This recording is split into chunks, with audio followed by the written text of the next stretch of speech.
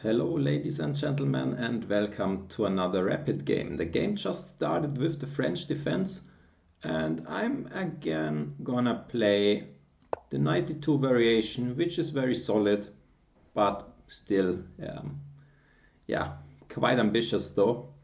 So let's see what he's coming up with here. Knight c6. Okay, that's already a sideline. And it's important for you to note here that we should not defend this by c3 because then he's ready to open the center with e5, because this little pawn move, it doesn't really strengthen our center that much, and instead we should just defend this pawn with a knight, also ruling out the possibility of any e5 push. So knight f3, and usually they come here with the knight now, and then we push. Okay, bishop b4, this is a very instructive mistake, and it's usually always bad when it can be answered with c3, because c3 strengthens our center and this bishop needs to move again, and it's just a free move for white here.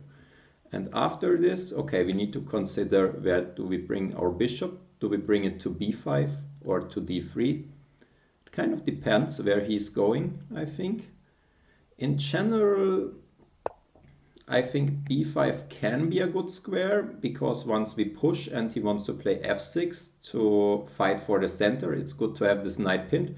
However, it can also be a problem because maybe he can exchange this bishop more easily, and in this particular situation I think he's not yet ready to fight for e5, so I could also consider bringing my bishop just here, but maybe can also try to trap this bishop here.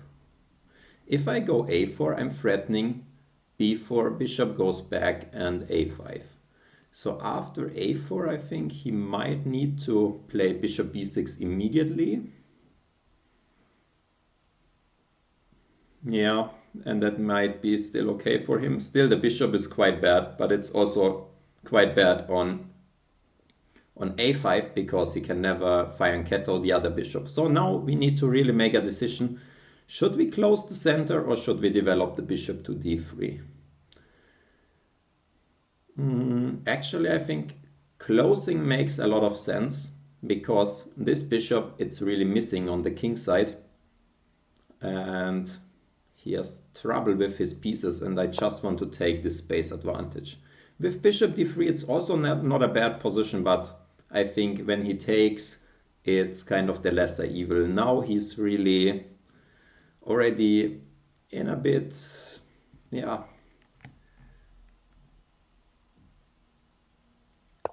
how to say it, he has a little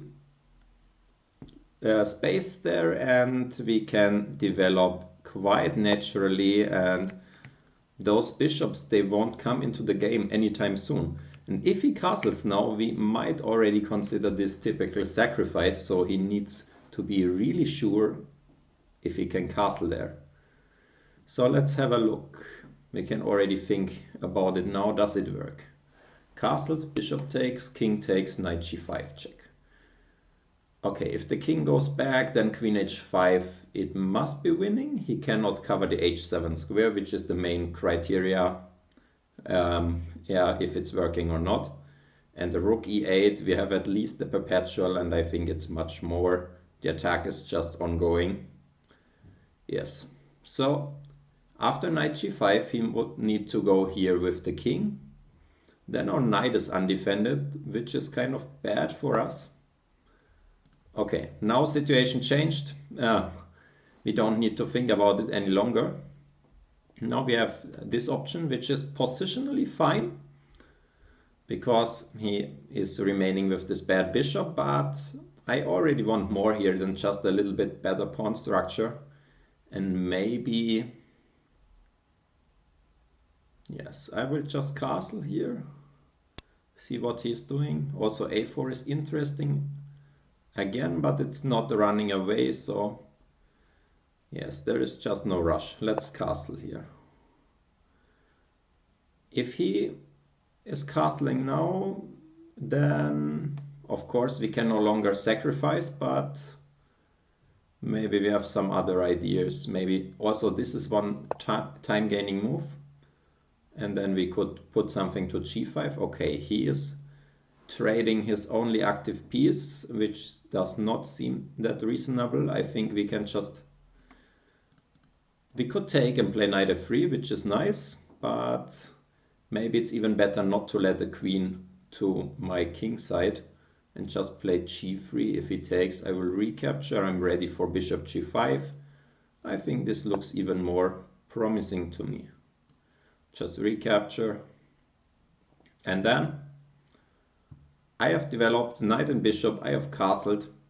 He has also developed knight and bishop, but when we compare, this bishop is really well placed, this knight is well placed, while his knight and bishop are moved but not really developed. So still he's facing huge issues with his development. I think also when you remember, I think it was a Capablanca game where this bishop was out of play on the other side of the board. We could reach something similar by playing b4 and a3, and this bishop can never get into the game from b6 for the rest of the game. So that's a positional idea which we could apply here maybe. Also it's interesting, can we do something concrete here? He doesn't like to play the queen somewhere because he cannot castle queenside, and castling kingside won't be possible either. So he needs to play f6, but maybe we are in time to exploit this. Maybe if we take,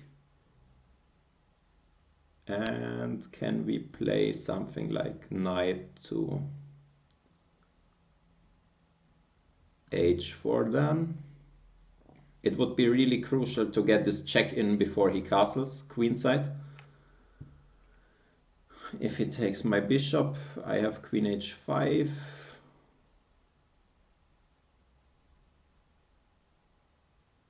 King e7.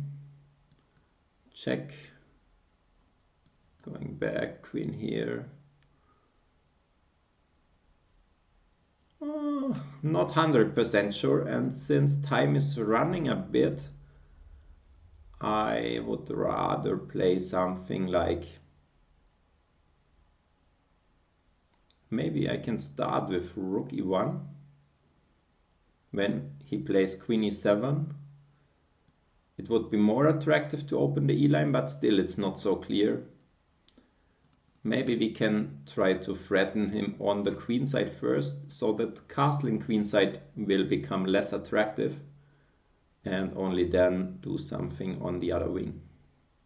But how to start actually? If a4 he goes back. If I go b4 then he has a5.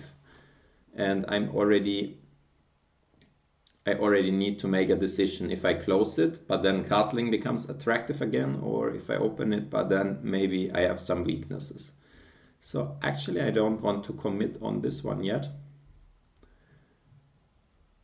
Also knight g5 might be interesting.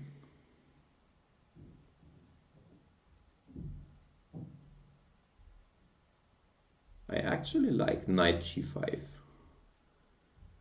If he goes queen e7, I might go queen h5, and he might not be able to castle queenside. Yes, I like this one. Let's see. If h6, it's of course important that we play queen h5, not giving any space for him to do something else. And if queen e7, then knight f7 already wins because takes, and bishop g6 winning the queen. So this is something he should not do. Okay, are we missing something? Queen h5, he cannot take on h5 with the queen because our on g5 with the queen because our bishop is protecting, and he cannot take with the pawn because the rook is dropping. Also he cannot play g6 because we take, and if recaptures then we take, and we will checkmate on f7. So now it's getting really serious. Maybe this is an option, because this queen move, it's just lost on the spot.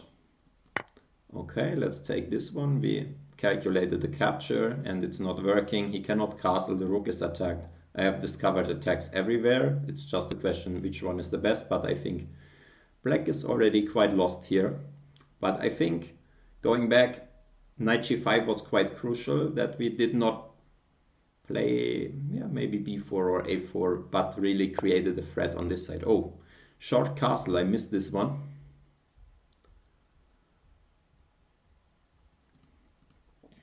Okay, let's figure out what should we do now. We could get a third, a second and a third pawn. I think this must be very good because his pieces are out of play and like material is equal. In general, though, the piece is stronger than 3 pawns, but here his pieces, yeah, he is a piece up, but this piece is not playing, so this should be quite good. One other issue is maybe we can play for mate immediately. That would be even better. Queen g6. If he takes with the queen, he's mated. If he takes with the rook, he's also mated in 2. And knight h6 threatened. So that's even stronger. The capture, it's not mating because he has queen g7 there. But going here, let's be accurate. Because if this is working, we don't need anything else. Then the game is over. So takes or takes, we calculated. It's mate. If he's doing anything else except a king move, we take there. And if he moves the king, we checkmate. Yeah, so this should be it. Now he finally resigned. We won't play him again. But we will have a quick look at the game. So let's see what happened here. So this is of course all okay. Knight f3 is still theory. Bishop b4 is a big mistake, and already the engine is saying like +2. This bishop needs some time. Okay, plus 1.5, but still a huge advantage for white. And here it's already over. My move e5 was not bad, but the computer wants to gain this space immediately. But what's the big point? Bishop d3, okay, and if he wants to challenge the center. Okay, and then the computer is just claiming he's never getting c5 in. c6 probably doesn't solve the issues, and I have just even more space than in the game. Okay, might be true. However, as a human, I think it's not that clear that this push pawn is such a big asset for me, so I rather wanted to keep this flexibility here. So I wouldn't see e5 as a huge mistake. It feels very natural to me. Knight g7, okay. Again, this was fine. Knight f5. Computer still wants to go for this, okay. What's the big point? Now I understand, because here he cannot play a5 probably, because in such a situation I might even consider such things like g4, because knight has no square. Okay, bishop a3 first. How about g4? Also, this is very good. Black is just completely cramped, and I have a free attack or free space advantage on both sides of the board. Okay, it's possible. Still, I think castling doesn't spoil it. This bishop and this knight, they are so bad that position must be good. Okay, knight g4. Okay, g3, it's still winning. I keep all the advantages. Bishop d7, okay. I think at this point I considered those two moves like b4, a4 and bishop g5. Let's see if some of them were wrong. Here I actually was thinking something like this. And bishop h4, okay, of course the bishop is stable there, but I was not sure what is happening if he tries to castle queenside. Still something like this. And knight e5, wow. Okay, my threat is to take the knight and trap the bishop. Okay, I see. My threat is also queen h5. And if he takes, I take with the pawn and I win f6. Okay, that's very nice. That's some concrete play which I didn't see. Would be just curious if something like this also wins. No. Like bringing in the queen by force, it's not winning because there is just no mate. So at least I got this right. And also the other knight jump, it's also not working.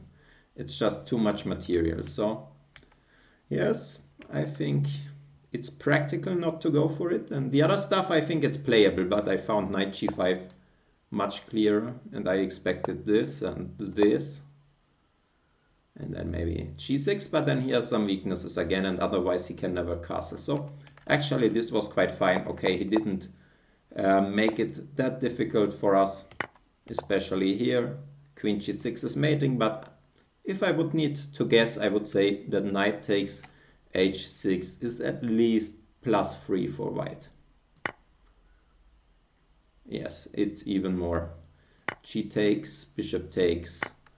I might just open and bring one rook in, or I might even try to get the rook in some other manner. I think it's completely clear that we have enough pawns or enough play for the piece, because the piece has 0 play.